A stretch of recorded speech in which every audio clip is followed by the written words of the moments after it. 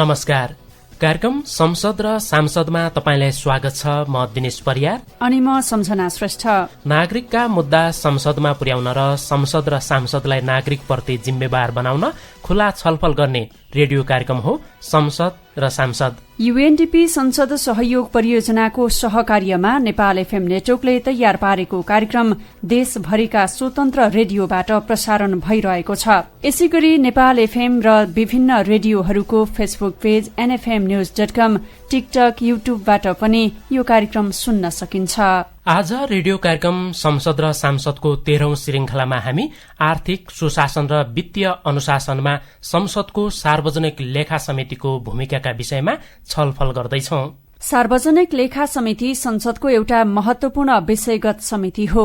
राज्य कोषको खर्च संसदले चाहे बमोजिम होस् भनी त्यसको सुनिश्चितता गर्नु र सरकारी कोषको प्रभावकारी एवं मितव्ययितापूर्वक खर्च भए नभएको जाँच पड़ताल गर्नु सार्वजनिक लेखा समितिको प्रमुख काम मानिन्छ।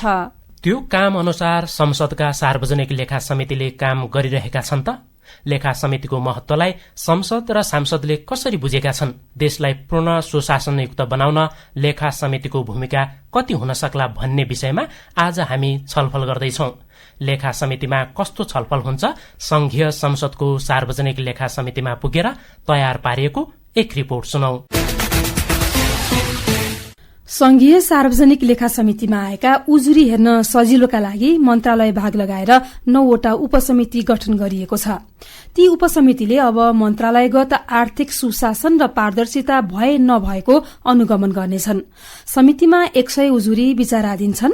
2074 सालदेखि 2079 सालसम्मको अवधिमा प्रतिनिधि सभाको सार्वजनिक लेखा समितिमा 100 वटाको उजुरीको संक्षिप्त विवरण पनि समिति सदस्यहरूलाई वितरण गरिएको छ। अब समितिले मन्त्रालय अनुसारका उजुरीमा अनुगमन निगरानी गर्नेछन्। संघीय संसदको लेखा समितिमा आर्थिक पारदर्शितामा बढ़ी छलफल भइरहेको छ। आइतबारको छलफलमा भाग लिँदै गोकुल बास्कोटाले भन्नुभयो, अडिट चाहिँ सम्पूर्ण सम्पत्तिको अडिट हुनु पर्यो, त्यस आधारमा मात्रै अनि के कसो गर्ने भन्ने कुरा हुन्छ। खास गरी टुरिस्टिक एरियाहरूमा सर्वे गर्ने हो भने अधिकांश जमिन मिचिएको छ, बिल्डिङ बनेका छन्, न त्यसको राज्यले त्यसलाई लिजमा दिन सकेका छ, न उसले एकोरो फाइदा मात्रै उठाइरहेको छ। यसमा पनि अलिकति सोच्नुपर्ने हुन्छ सार्वजनिक कुरा गर्दा। एउटा उपसमितिका संयोजक सांसद मनिष झाले संस्थाका विषयमा छुट्टै समिति बनाउन पनि सुझाव राख्नुभयो। सरकारी संस्थानहरूलाई पनि हेर्ने गरी, सरकारी संस्थानहरूमा भएका व्यतिथि र त्यहाँका बेरोजगारहरू पनि हेर्ने गरी 9+1 अथवा 8+1, 9मै सम्भव हुन्छ कि हुँदैन, सरकारी संस्थानहरूलाई पनि ध्यान पुग्ने गरी हेर्ने, मन्त्रालय मात्रै होइन कि त्यहाँ समेतको लागि एउटा समिति बनाउनको लागि म सुझाव दिन चाहन्छु। लेखा समितिमा सदस्यहरू आफैले पनि अनुसन्धान गरेर सूचना ल्याउने गर्छन् र समितिले त्यसमाथि छलफल गर्नुपर्ने प्रस्ताव राख्छन्।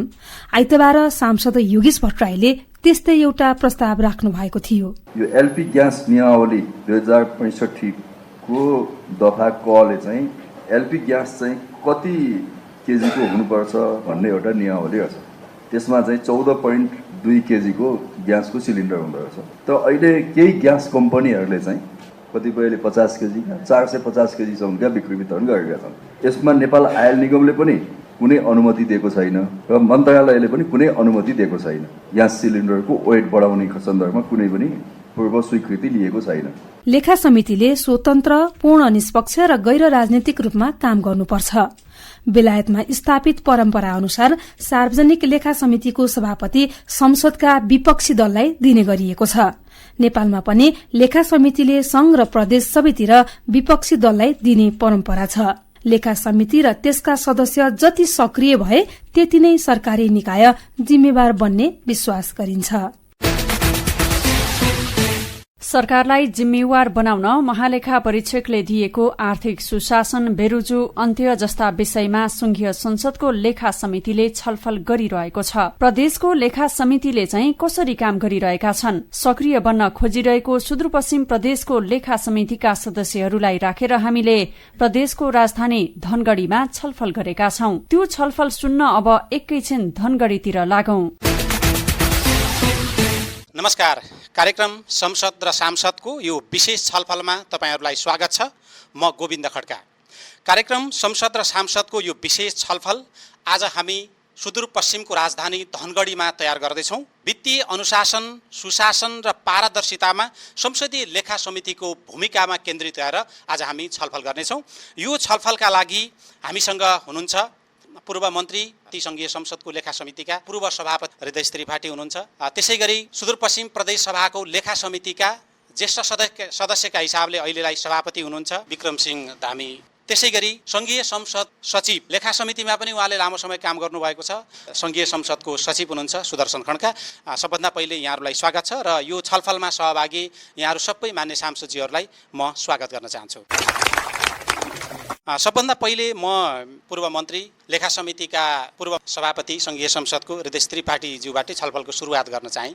लेखा समिति संसदको सर्वोच्चताका निम्ति महत्त्वपूर्ण समिति हो, सबै समितिभन्दा महत्त्वपूर्ण समिति हो। देशको सुशासन, पारदर्शिता, वित्तीय अनुशासनका लागि काम नगरी नहुने र काम गर्न सक्ने महत्त्वपूर्ण समिति हो।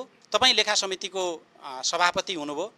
लेखा समितिले कस्तो अवस्थामा कस्तो खालको काम गर्न सक्छ, यहाँको अनुभव लेखा समितिको सभापतिका हिसाबले के छ? मूलतले विधायिकाको तर्फबाट गर्ने काम हो। समिति आफैमा भन्दा पनि संसदले सरकारको खर्चमाथिको नियन्त्रण निगरानी गर्नको लागि लेखा समिति एउटा संसदको तर्फबाट गर्ने काम हो। समिति आफैमा भन्दा पनि संसदको काम र संसदीय सर्वोच्चतालाई त्यसैले पनि यसले बढी निर्देशित गर्दछ। यसका कामहरू अब भन्ने हो भने मैले पनि अब यो आफै पनि आफ्नै कामले म त्यति सन्तुष्ट भइनँ, जति गर्न सक्नु पर्थ्यो त्यति भएन। किनभने सरकारले नयाँ नयाँ तरिकाहरू निकाल्छ अनियमितताको लागि, अनुशासनहीनताको लागि, र नयाँ नयाँ तरिकाको हिसाबले गर्दाखेरि नयाँ नयाँ ढङ्गले त्यसलाई सम्बोधन गर्नको लागि पनि हामीले जुन कोसिस गर्नु पर्थ्यो त्यति गर्न सकेका थिएनौँ। पछिल्ला दिनमा झन् यो बढ्दै गइरहेको छ। तर जनताको तर्फबाट जनप्रतिनिधिहरूले सरकारका खर्चमाथि जुन पर्स हो त्यसमाथिको निगरानी गर्ने योभन्दा अर्को विकल्प चाहिँ छैन। तपाईँ सभापति हुँदा तपाईँले गरेका जो संसदीय लेखा समितिले गरेका कारण वित्तीय अनुशासनमा यो महत्त्वपूर्ण हामीले काम गर्न सक्यौँ। यदि त्यो मेरो नेतृत्वमा त्यो समितिले त्यतिखेर डिसिजन नगरेको भए, छलफल नगरेको भए देशका लागि ठुलो घाटा हुन्थ्यो भने केही उदाहरण छन्? उदाहरण त धेरै किताबै लेखिया छन्। अब ती किताबहरू अझै पनि छन्, रजगजमा पनि धेरै पाइन्छ तिनीहरूले लेख्दाखेरि। के गरे भन्दा पनि त्यस बेलाको अवस्थामा मलाई लाग्छ संसदीय सर्वोच्चतालाई अगाडि बढाउनमा त्यो समितिले अलिकति बढी भूमिका निर्वाह गरे र पछिल्ला दिनहरूमा पनि त्यसका फलोअप गरे, अरूहरूले पनि गरे। यो केस त अनगिनत छन्, करिब 2-3 दर्जन केसहरू होलान्। त्यो मध्ये बाँड्न सकिने महत्त्वपूर्ण होइन, त्यसमा त धेरै छ। जस्तो एनएसीसँग सम्बन्धित केसहरू भए, लेवीका चिनीहरूसँग सम्बन्धित केसहरू भए, करसँग सम्बन्धित केसहरू भए, त्यसपछि नक्कली भ्याट बिलका सम्बन्धी केसहरू भए, त्यस्ता धेरै छन् केसहरू। त्यो अब मैले पनि अब पुरानो प्रतिवेदन नै हेर्नुपर्छ। सङ्घीय संसदको सचिवज्यूलाई सोध्न चाहेँ, तपाईँले लेखा समितिको सचिवालय रहेर पनि काम गर्नुभयो, अहिले तपाईँ सङ्घीय संसदको सचिव हुनुहुन्छ र सबै समितिलाई तपाईँले काहीँ न काहीँ सहयोग गरिरहनु भएको छ। लेखा समितिले गर्ने कामको हिसाबले, नागरिकका मुद्दा, सुशासन, पारदर्शिताका हिसाबले आउने विषय कस्ता हुन्छन्? लेखा समितिले कुन तहका हिसाबले त्यसलाई अगाडि बढाउनुपर्छ? धन्यवाद। लेखा समिति संसदको एउटा महत्त्वपूर्ण समिति हो। हामीले हिजो पनि यहाँ छलफल गरिसकेका छौँ। संसदीय समितिहरूमध्ये अलिकति यो वित्तीय उत्तरदायित्व र आर्थिक अनुशासन कायम गर्नमा महत्त्वपूर्ण र एउटा प्रतिष्ठित समितिको रूपमा लेखा समिति रहन्छ। यसले सरकारलाई उत्तरदायी बनाउन, सुशासन कायम गर्न, आर्थिक अनुशासन कायम गर्नलाई महत्त्वपूर्ण भूमिका खेलेको हुन्छ। भूमिका त सबै समितिले खेलेको हुन्छ। समिति अन्तर्गत विभिन्न मन्त्रालयहरू पनि तोकिएको हुन्छ। लेखा समिति अरू समितिभन्दा विशिष्ट किन हो? यो लेखा समिति अरू समितिभन्दा विशिष्ट किन हो भने यसले वित्तीय उत्तरदायित्व, आर्थिक अनुशासन, आर्थिक कुरा ठुलो विषय हो र आर्थिक अनुशासन कायम गराउनलाई, देशमा भ्रष्टाचार नियन्त्रण गर्नलाई, सुशासन कायम गर्नलाई यसले महत्त्वपूर्ण भूमिका खेल्न सक्ने भएको हुनाले र यसले नीतिगत विषयहरू भन्दा पनि यो महालेखा परीक्षाको प्रतिवेदनमा देशभर खर्च भएका विषयहरूमा देखिएका औँल्याइएका कुराहरूलाई छलफल गराउने, आर्थिक अनुशासन, अर्थव्यवस्था ठिक गर्ने कुराहरूमा यसले महत्त्वपूर्ण भूमिका खेल्न सक्ने र सरकारलाई एउटा उत्तरदायी बनाउन सक्ने हिसाबले यसलाई महत्त्वपूर्ण समिति मानिन्छ। वित्तीय अनुशासन र सुशासनमा जुन खालको परिकल्पना गरिन्छ, राजनीतिक दलहरूले जे भन्ने गर्छन्, जे हुनुपर्छ भनेर अपेक्षा गरिन्छ, त्यो चाहिँ यो लेखा समितिले गर्न सक्ने रहेछ। हो, लेखा समितिले सरकारले भनेका कुरा, संसदबाट पारित भएका नीति योजना कार्यक्रमलाई कसरी त्यसले कार्यान्वयन गरिरहेको छ, वित्तीय अनुशासन सरकारले कसरी पालना गरिरहेछ भन्ने कुराहरू यसले लेखा समितिले मसिनो गरी हेर्ने र देखिएका कुराहरूलाई सुधार गर्न सक्ने, एउटा सुझाव दिन सक्ने, सुधार गर्न सक्ने भएको हुनाले यसको कामलाई अन्य समितिभन्दा महत्त्वपूर्णै मानिन्छ। प्रदेश सभाको लेखा समितिको सभापति विक्रम सिंह धामी पनि हुनुहुन्छ। सरकारलाई उत्तरदायी बनाउनेमा सबैभन्दा महत्त्वपूर्ण भूमिका लेखा समितिकै रहेछ। अब तपाईँले यस पछाडि कसरी अगाडि बढ्नुहुन्छ र अबको बाटो के हुन्छ? अब केही कुरा त हामीले सुरु पनि गरिसकेका छौँ। जस्तो हाम्रो संसद सचिवालयकै गाडीहरू दुरुपयोग भयो भन्ने व्यापक मिडियामा आयो, गुनासो आयो। त्यसमा हामीले तुरुन्तै सचिवालयलाई त्यो गाडी किन दुरुपयोग भयो देऊ भन्दाखेरि सचिवालयबाट होइन, यो मसिनरी कुराहरू थन्क्याएर राख्दाखेरि चाहिँ बिग्रिने सम्भावना हुन्छ भनेपछि त्यसो भए यसो गरेर त्यो कोलाई दिएको छौ र त्यसको मर्मत त्यो बिचमा यदि भएको छ भने कति भएको छ त्यो पेस गरेर भनेर भनेको छौँ। हामीले पहिलो हाम्रो संसदभित्रै विकृति भयो भने बाहिर हामी सुधार्न सक्दैनौँ। एउटा कुरा त्यो हो। र अहिले लेखा समितिले चाहिँ 3-4 कुरामा निगरानी पनि बढाएको छ। जसो यो डल्लो बजेट भन्छन्, अबन्डा, यसको व्यापक आतंक छ यो सुदूरपश्चिममा। डल्लो बजेट राख्ने, त्यसपछि मन्त्रालयबाट आफ्ना मान्छेहरूलाई बाँड्ने भन्ने टाइपको थियो। त्यो अबन्डा बजेटलाई कसरी गरिन्छ त्यसमा पनि हामीले निगरानी गरिरहेका छौँ समितिले। त्यो बाहेक चाहिँ जसो यो अषाढको महिना जेठको लास्टतिर जो चाहिँ रकमहरू लैजाने, काम गर्ने, 15 दिनमा चाहिँ पेस्की फर्चौड गर्ने किसिमको जुन कुरा छ त्यसलाई पनि हामीले अहिले चाहिँ निगरानीमा राखेका छौँ। त्यसको सम्बन्धमा अब समितिमा छलफल हुन्छ। महालेखा परीक्षकका 4 वर्षका प्रतिवेदन छन् थन्किएका। अब यी 4टै प्रतिवेदनमध्ये हामीले पहिलो 76-77 को प्रतिवेदनमा हामीले चाहिँ सुरु गऱ्यौँ। अब यहाँले कसरी अगाडि बढ्नुहुन्छ यति छलफलमा आएको महत्त्व? मलाई लाग्छ यहाँका अरू समितिभन्दा लेखा समितिका बैठक धेरै बसिसके। 14-15वटा बैठक हाम्रो चाहिँ करिब भइसक्यो। अब यसलाई नियमित अब प्रतिवेदनमाथि पनि हामी लगातार जान्छौँ र त्यो बाहेक अरू पनि योजनाहरूमा, धेरै योजनाहरूमा हामीलाई चाहिँ यसरी अनियमितता छ, त्यहाँ भ्रष्टाचार भएको छ भन्ने किसिमका मौखिक जानकारीहरू पनि छन् र त्यस्तोमा हामीले टिम बनाएर, टोली बनाएर तुरुन्तै हामीले त्यस्तो योजनाहरूमा जाने, छानबिन गर्ने, त्यसका के कागजपत्र छन् तिनलाई बोलाउने, त्यहाँका के अरे कार्यालयका प्रमुखहरूलाई बोलाउने भनेर पनि हामीले छलफल चलाइरहेका छौँ। र मलाई लाग्छ यो समितिको कामले चाहिँ कम्तीमा जनता निराश हुने छैनन्। पूर्व मन्त्रीज्यू, यहाँले अघि कार्यकालसँग जोडिएका केही विषय भन्नुभयो। आर्थिक सुशासनका लागि लेखा समितिले ठ्याक्कै पक्रिनुपर्ने बाटो के हो? महालेखाको प्रतिवेदन मात्रै हो कि अरू त्योभन्दा बाहिर के हेर्न सकिन्छ? म के भन्छु भने यो महालेखा वार्षिक प्रतिवेदन राष्ट्राध्यक्ष समक्ष पेश भइसकेपछि जब आउँछ, पहिले के हुन्थ्यो भने लेखा समितिका छलफलहरू प्रेसमा जाँदैन थियो। तर हामीले एउटा प्रयत्न के गर्यौँ र मलाई लाग्छ त्यो एउटा माइलस्टोन नै हो कि प्रेसलाई हामीले निर्वाध रूपले त्यहाँ बसाल्ने र त्यहाँ चाहिँ प्रवेश गर्न दियौँ। एउटा नीतिगत रूपले ठुलो निर्णय हामीले गरेका थियौँ जो अहिले नर्मलाइज भइसक्यो। के हो भने अन्तर्राष्ट्रिय प्राविधिक सहयोगहरू बजेटमा कहिले पनि उल्लेख हुँदैन थियो। त्यो रकम बढी हुन्थ्यो तर बजेटकोमा उल्लेख नभएको हुनाले तत्कालीन अर्थ मन्त्रालयसँग हाम्रो विवादपछि केसम्म गराइयो भने छुट्टै पुस्तिका ग्रान्टको, प्राविधिक जुन अनुदान र सहयोगको छुट्टै पुस्तिका हामीले ल्याएपछि बल्ल त्यो पनि अलिकति सार्वजनिक हुन थाल्यो र यसले चाहिँ एउटा फड्को चाहिँ मारेकै हो बजेट प्रणालीमा पनि। समस्या हाम्रो दोषपूर्ण बजेट निर्माण प्रणाली र प्रक्रिया शैलीमै छ। यदि त्यसलाई मात्रै सुधार्न सक्यौँ भने अहिले हाल देखा परेका बेरुजुको कम्तीमा 20-25% बेरुजु स्वतः घटेर जान्छ। त्यो अहिले भएको प्रणालीको छुट्टै सुधार गर्ने कि त्यसमा पहिल्यै संसद र सांसदको भूमिका सहितको बजेटको निर्माणको कुरा गर्ने?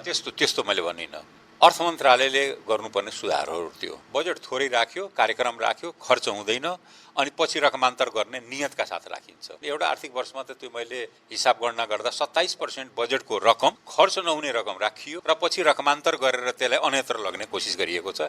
एउटा 92 भनेर शीर्षक आउँथ्यो, त्यो 92 भनेको डम्पिङ साइट हो। त्यो शीर्षक यहाँको डल्लो बजेट जस्तै अझ त्योभन्दा पनि डर लाग्दो छ। डल्लो बजेट त अबन्डावाला हो तर त्यो त एकदम डम्पिङ साइट नै हो। त्यसपछि मनमानी खर्च गर्न पाइयो त्यसलाई लेखा समितिले कसरी हेर्न सक्छ? त्यस्तोमा तपाईँले के गर्नुभएको? होइन, त्यसलाई हामीले हटाउन कोसिस गऱ्यौँ तर जुन बजेट निर्माण गर्ने कार्यशैली पद्धति छ त्यसमा चाहिँ सुधार अझसम्म त्यति प्रगति हुन सकेको छैन। पहिल्यै सरकारलाई उत्तरदायी बजेट बनाउने गरी पनि लेखा समितिले काम गर्न सक्ने हो नै त्यही। तर प्रश्न के छ भने सरकार भनेको निरञ्जन निराकार हुन्छ। उसले के ठान्छ भने अब स्वयम्भू उही हो, पशुपति पनि उयो अब हुँदासम्म यो सत्ता भनेको के हुन्छ भने सत्तापछि 8 आउँछ भने उसलाई थाहा हुँदैन। 8 मा कुनै पोइन्ट हुँदैन। फेरि ब्युरोक्रेसीमा आमूल परिवर्तन नभइकन, बजेट प्रणालीमा सुधार नभइकन यो आर्थिक अनुशासन कायम गर्ने, वित्तीय अनुशासन कायम गर्ने प्राय असम्भव नै छ। तर सम्भव बनाउन समितिले प्रयत्न, लेखा समितिले गर्यो भने केही हदसम्म पर पुग्न सकिन्छ। एउटा कुरा के हुन्छ भने समितिले बढीभन्दा बढी प्रेसलाई इन्फर्म गरिराख्नुपर्छ। त्यसैमा अघि आउन खोज्दै थिएँ, तपाईँले अघि पनि भन्नुभयो आम सञ्चारको सामर्थ्य, त्यसको प्रयोग, दुरुपयोग। तपाईँले अघि भन्नुभयो हामीले एउटा माइलस्टोन जो सञ्चार माध्यमलाई संसदको लेखा समितिमा प्रवेश गराउने यहाँहरूले निर्णय गर्नु, त्यस्तो केही स्मरण छ जो भोलि यो प्रदेशको लेखा समितिले र अरू थुप्रै प्रदेशका लेखा समितिले त्यसलाई अनुसरण गर्न सकोस्? यदि सञ्चार माध्यम त्यहाँ छ भने माननीय सदस्यहरू पनि अलिकति अध्ययन गरेर आउने गर्नुहुन्छ, जिम्मेवारीपूर्वक उहाँले पनि आफ्नो प्रस्तुति राख्नुहुन्छ र जो सरकारका प्रतिनिधिहरू आउनुहुन्छ उहाँहरू पनि जिम्मेवारपूर्वक चाहिँ जवाफ दिने गर्नुहुन्छ।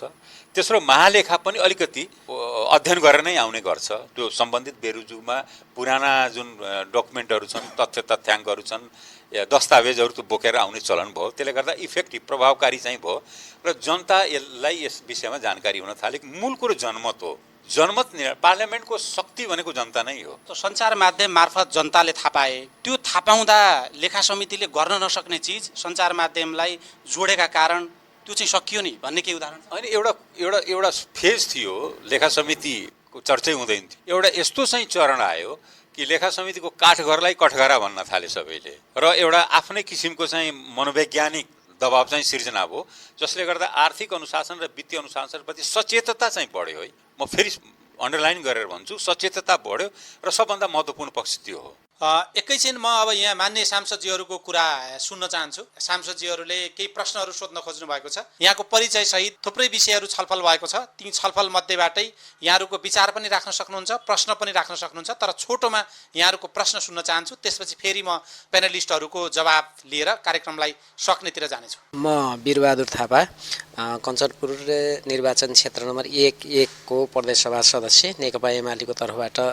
निर्वाचित। अहिले आफूलाई व्यक्तिगत रूपमा भन्नुपर्दा त कस्तो लाग्छ भने कुनै विषय हुनुभन्दा अगाडि अथवा एउटा बिमार कुनै चाहिँ फैलिँदैछ अथवा एउटा महामारीको रूपमा फैलिँदैछ भने त्यसलाई फैलिनुभन्दा अगाडि नै कन्ट्रोल गर्न पाउने अथवा त्यसको उपचार गर्ने खालको विधि भएको भए सबभन्दा राम्रो हुन्थ्यो जस्तो लाग्छ यो व्यक्तिगत रूपमा।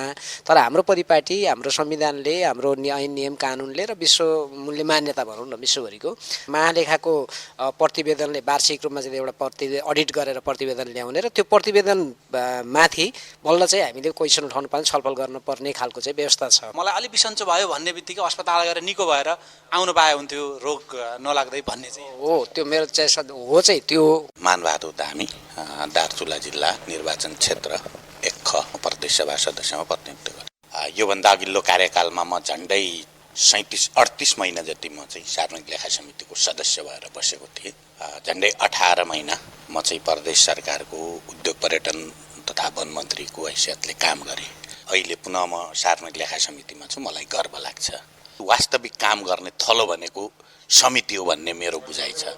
बजेट छलफलको बारेमा, बजेट प्री बजेटको डिस्कसनको बेलामा हामी त्यहाँ सहभागी हुन सक्दैनौँ। लेखा समितिले बजेट कार्यान्वयन पछाडिको अनुगमनको फेजलाई हेर्छ। बजेट निर्माण गर्ने सन्दर्भमा हामी आफ्नो उत्तरदायित्व भूमिकामा गएर हेरौँला। तर हामीलाई अन्यलता कहीँनिर कस्तो लाग्छ भन्दाखेरि जस्तो सार्वजनिक लेखा समितिमा उजुरी आए, प्रावधानको हिसाबले हामीले कुनै निकायलाई हस्तान्तरण गऱ्यौँ, ल है तपाईँहरू चाहिँ यहाँ कमजोरी देखिया छ, यसलाई अनुसन्धान गरेर थप प्रक्रियामा अगाडि बढाउनुहोस् भनिसकेपछि जस्तो अख्तियार सतर्कता केन्द्र हो, जस्तो सतर्कता केन्द्र भयो, अख्तियार भयो, उहाँहरूलाई हामीले लिखित रूपमा पठाइसकेपछि त्यसको रिजल्ट नआउँदाखेरि कता कता हामीलाई नि के भइरह्यो त नि, जस्तो सरकारलाई निर्देशन दिन्छ समितिले, त्यसको कार्यान्वयन नभइसकेपछि साँच्चीकै रूपमा यो अलिक कमजोरै रहेछ कि त भन्ने फिलिङ पनि हुन्छ। यता दायाँपट्टि मान्य सांसदजी। म बेलबहादुर राणा, कञ्चनपुर क्षेत्र नम्बर 2बाट सांसद हो। केही हामीले गरेका कामहरूका अनुभव गर्दा अलिक कठिन र अलिकति तपाईँको टाइम दिनुपर्ने जस्तो पनि मैले देखेको छु। भर्खरै नयाँ हो, हामीले पनि त्यतिकै तपाईँको धेरै कुराहरूमा गरेका छैनौँ। 1-2वटा मुद्दासित परेको थियो। त्यो मुद्दाको विषयमा पनि हामीले हेर्ने र स्थलगत निरीक्षण गरेर केही सल्लाह सुझावहरू लिएर हामीले तपाईँको उपसमितिले मूल समितिलाई दिने कामहरू भएको छ र हामीलाई अहिले धेरै सिक्नु छ, धेरै काम गर्नु छ। मेरो नाम मधु भारती, अहिले क्षेत्र नम्बर 3बाट समानुपातिक। अब यो लेखा समितिको बारेमा अहिले हामी जति पनि समितिका हामी सदस्यहरू छौँ, हामी नयाँ अनुभव लिएर त्यसमा आएका छौँ र आगामी दिनमा चाहिँ हामी यसलाई चाहिँ एकदमै पारदर्शी रूपमा लेखा समिति भनेको के हो र पारदर्शी के हो भन्ने कुरामा हामी पहिला हाम्रो एजेन्डा त्यही नै रहनेछ। त्यसका लागि हामीहरू एकमुष्ट एक आवाज भएर अगाडि बढ्नेछौँ। म सांसदजीहरूको प्रश्न र विचार सुनिसके पछाडि पेनलिस्टको जवाब लिन्छु र त्योभन्दा अगाडि पूर्व लेखा समितिका सदस्य, संविधान सभाका सदस्य, सङ्घीय संसदको समितिमा पनि बस्नुभएका व्यक्ति भरतबहादुर खड्का पनि हुनुहुन्छ। उहाँलाई पनि मैले केही कुरा सोध्न चाहेँ। अघिल्लो पटक लेखा समितिले के गर्यो, तपाईँहरूको कार्यकालमा के गर्न सकेन, सुदूरपश्चिमको लेखा समितिले जुन ढङ्गले काम गर्न सक्नु पर्थ्यो त्यो सकेन भन्ने चाहिँ सुनियो। त्यो तपाईँ चाहिँ के भन्न चाहनुहुन्छ? यहाँको विचार पनि सुनौ न। अब धेरै कुराहरू विधि प्रक्रियाबाट जाउँ, यसको सीमा यो हो, यसले गर्नुपर्ने काम यी हुन्, यसका प्रोसिडियर यी हुन्, यो तरिकाभन्दा बाहिर जानु हुँदैन भनेर म एउटा दुईवटा कारण थियो। एउटा त समितिलाई चुस्त दुरुस्त बनाउने, अर्को कारण आफ्नै पनि पार्टीको सभापति भ्यानाताले पनि उनलाई पनि सही ढङ्गले सहयोग गरेर सफल बनाउने दुईवटा दायित्व थियो लागे। अब प्राविधिक कारणले सफल हुन सकिएन। त्यतिखेर चाहिँ तपाईँहरूले किन सक्नु भएन त? किन सक्नु भएन? तपाईँहरूले काम गर्न नसक्नुको कारण के हो? लेखा समितिले के गर्नुपर्छ भन्ने थाहा नपाएर हो कि तपाईँहरूले गर्नै नचाहेर हो कि नेतृत्व ठिक परेन कि लेखा समितिको महत्त्व काम बुझिएन? यसलाई स्पष्टीकरण जस्तै माग्नु भएको छ, म दिन तयार छु, मलाई केही अप्ठ्यारो लाग्दैन। अब त्यहाँ कुरो के हो भन्दाखेरि विशेष गरेर जसको हातमा नेतृत्व छ, संयोजनकारी भूमिका गर्ने काम र बढी दायित्व त नेतृत्वलाई हुन्छ। अब नेतृत्व त्यो तरिकाले जान सकेन भने जटिलता आउँछ, त्यो समिति प्रभावकारी हुन सक्दैन। म फेरि प्यानलिस्टकै जवाफ लिन चाहेँ। सबभन्दा पहिले हृदय त्रिपाठीज्यू, धेरै विषय आए, सुदूरपश्चिमको बजेटको कार्यान्वयनको बाटो जोडिएको छ। अब यहाँको लेखा समितिले सुदूरपश्चिम प्रदेश साँच्चैकै सबै प्रदेशभन्दा आर्थिक पारदर्शिताका हिसाबले, वित्तीय अनुशासनका हिसाबले र सुशासनका हिसाबले नमुना छ भन्ने बनाउनका निम्ति यहाँको लेखा समितिले र लेखा समितिका सदस्यले के गर्न सक्नु? पहिलो कुरा म इमान्दारीपूर्वक भनौँ, पहिले त प्रदेश सभा नै प्रभावकारी हुन सक्नु पर्यो नि। त्यो भइरहेको छैन। जे छ उपलब्ध त्यो चाहिँ अब त्यसको कमी र अभाव त छ सुदूरपश्चिममा। म उहाँहरूलाई के भन्छु भने सुदूरपश्चिमको जनतालाई सचेत गराउनको लागि पनि तपाईँहरू सक्रियनुहोस् है। त्यसपछि आगामी दिन हेर्नु होला कसरी चाहिँ परिवर्तन भएर जान्छ। सचेत गराउनको लागि पनि, जनतालाई सचेत गराउनको लागि पनि उहाँहरूले लेखा समितिले अति सक्रिय बनाउनु पर्यो। मलाई लाग्छ त्यो चाहिँ कन्ट्रिब्युसन ठुलो योगदान हुन्छ, यो प्रणालीकै लागि पनि ठुलो योगदान हुन्छ, अरू प्रदेशका लागि पनि सिकायो, सबैको लागि सिकायो। सचिवजी, एउटा प्रश्न अब, नागरिक र संसदको सहकार्यलाई बलियो बनाउन लेखा समितिले के गर्न सक्छ? नागरिकको सहभागिता बिना लेखा समितिले नागरिकका सूचना सञ्चार माध्यमहरूको सहयोग बिना कार्य सम्पादन गर्न सक्दैन। सूचनाका स्रोत नै नागरिक हुन्, सञ्चार माध्यमहरू हुन्। यिनले नै सरकारका काम कारबाहीहरूका बारेमा टिका टिप्पणी गरेर देखेका कमी कमजोरीहरूलाई अगाडि ल्याउँछ। त्यसो भएर सार्वजनिक लेखा समितिले नागरिक र सञ्चार माध्यमहरूसँग एकदम नजिक भएर काम गर्नुपर्छ र यस मार्फत नै वित्तीय अनुशासन, वित्तीय उत्तरदायित्व र सरकारलाई जिम्मेवार बनाएर सुशासन गर्ने काममा र यो प्रणालीलाई सफल बनाउने काममा मद्दत पुग्न सक्छ। सुदूरपश्चिमका सबै नागरिकले मेरो प्रदेश सभाको लेखा समिति प्रदेशको सुशासनका लागि काम गरिरहेको छ, म पनि जोडिनुपर्छ भनेर कसरी थाहा पाउने र उहाँहरूले के गर्न सक्नुहुन्छ? मान्यज्यूहरूलाई अब यो जनचेतना जगाउनुपर्छ। लेखा समितिको यो काम हो, लेखा समितिले यस्तो काम गर्दैछ भनेर जिल्ला जिल्लामा गएर पनि पार्लियामेन्ट्री आउटरिच भन्छ, जिल्ला जिल्लामा जाउँ, एउटा खुल्ला बैठकहरू गरौँ, जनताको सक्रिय सहभागिता र जनसहयोग लिएर आफ्ना कार्यक्रमहरू अगाडि बढाउँ। त्यसो गर्यो भने आर्थिक अनुशासन, वित्तीय उत्तरदायित्व सरकारले पालना गर्न बाध्य हुन्छ। यही कुरालाई यही कुरालाई लेखा समितिले ध्यान दिनुहुन्छ भन्ने कुराहरू मान्यज्यूहरूको यो 2 दिनको बसाइ र उहाँहरूले व्यक्त गरेको प्रतिबद्धताबाट मैले पाएको छु। सभापतिज्यू, अब तपाईँको प्रतिबद्धता खोजेको मैले, प्रतिबद्धता के हुन्छ र तपाईँ यो समितिलाई चलायमान बनाउने साँच्चीकै अहिले जे छलफल गऱ्यौँ त्यसको निचोडमा सुदूरपश्चिम प्रदेशलाई, सिङ्गो संसदलाई बलियो बनाउन लेखा समितिले कसरी अगाडि बढ्छ? आजको छलफल पछाडि भोलिबाट के गर्नुहुन्छ? भोलिबाट हाम्रो लेखा समितिका जति पनि साथीहरू छन् सबै साथीहरू केही त पुराना अनुभवी पनि छन्, हामीसँग योभन्दा पहिले 5 वर्ष काम गरेका साथीहरू पनि छन्, जो नयाँ साथीहरू पनि आछन्। उनीहरू चाहिँ कुनै कुराले प्रभाव पर्ने किसिमको साथीहरू हुनुहुन्न। उहाँहरूको अहिलेसम्मको आजका मितिसम्मको जुन जोस र जागरण छ त्यो एकदम सराहना गर्न योग्य छ। हामी आफै पनि साथीहरूमा छलफल हुन्छ कहिलेकाहीँ। अहिले नेपालमा सबभन्दा अलोकप्रिय यदि कुनै चिज पेसा छ भने त्यो राजनीति हो। यो हामी आफै पनि राजनीति गर्ने मान्छे भएको हुनाले हामीले यो पेसालाई कसरी मर्यादित बनाउने, कसरी यसलाई जनताले यसका प्रति श्रद्धा गर्ने बनाउने भन्ने किसिमको सोच र चिन्तन हामीले राख्नै पर्ने हुन्छ। त्यो लेखा समितिले कामले उदाहरण बन्न सक्छ। त्यसकारण चाहिँ अब लेखा समितिले आफूले गरेका काम र कारबाहीले कम्तीमा सकिन्छ यहाँका सबै राजनीतिक दलहरूको राजनीतिक प्रणालीको यदि सकिन्न भने पनि हामी आफ्नो त केही गर्नुपर्छ, जोगाउनु पर्ला नि त। कारण हामी जति दिन यहाँ छौँ त्यति दिन हामी राम्रो काम गरेर जान्छौँ। नेपाली दाजुभाइ दिदीबहिनीलाई म प्रतिबद्धता व्यक्त गर्न चाहन्छु। हस्, धेरै धेरै धन्यवाद। यो विशेष छलफलका लागि यहाँहरू सबैजनालाई धन्यवाद। म बिदा हुन्छु। नमस्कार। यो छलफलमा उठेका सवाल र सुदूरपश्चिम प्रदेश सभाको लेखा समितिले गरेको प्रतिबद्धता अनुसार काम कस्तो होला, हामी त्यसमाथि पनि संसारका तर्फबाट निगरानी अवश्य राख्नेछौं। तर प्रदेश सभा सदस्यले उठाएको एउटा प्रश्न महालेखा परीक्षकको कार्यालयका लागि थियो। त्यही प्रश्नको हामीले महालेखा परीक्षकको कार्यालयका प्रवक्ता वैकुण्ठ बहादुर अधिकारीबाट उत्तर खोज्यौं। पहिला हामीले प्रश्न सुनायौं, त्यसपछि जवाफ लियौं। म वीरबहादुर थापा, प्रदेश सभा सदस्य। विशेष त के हुन सकिरहेको छैन कि महालेखाले गरेको काम नै अन्तिम सत्य हो भन्ने खालको जो बुझाइ गराइ देखिन्छ त्यसमा चाहिँ म कन्भिन्स भएको छैन। मेरो क्वेसन छ, जस्तो एउटा उदाहरणको लागि दार्चुलाको 76 सालमा चाहिँ अडिटमा दार्चुलाका 5 वटा कार्यालयहरूको चाहिँ अडिट भएको रहन्छ। तर चाहिँ प्रतिवेदनले के ल्यायो भने 5 वटा कार्यालयको चाहिँ बेरुजु भने देखाइदियो र अर्को कति देखिन्छ म 2-3 प्रतिवेदनलाई सिरियलमा हेर्दाखेरि त्यसका कयौं मुद्दाहरू कपी पेस्ट गरेको मात्रै छ। कि एक तलमाथि वाक्य पनि देख्दैन, शब्द पनि देख्दैन। 76 सालमा पनि त्यही कुरा लेख्छ, 57 भने 77 मा आउँदैन त्यही लेख्छ, 78 मा आउँदैन त्यही लेख्छ भने यो चाहिँ कुरा चाहिँ पूर्ण विश्वस्त नभएको प्रतिवेदनमाथि सत्य मानेर संसदको लेखा समितिले अरू निकायलाई प्रश्न गर्न पनि अप्ठ्यारो भयो। हजुर, उहाँको यसमा 2टा कन्सर्न रह्यो।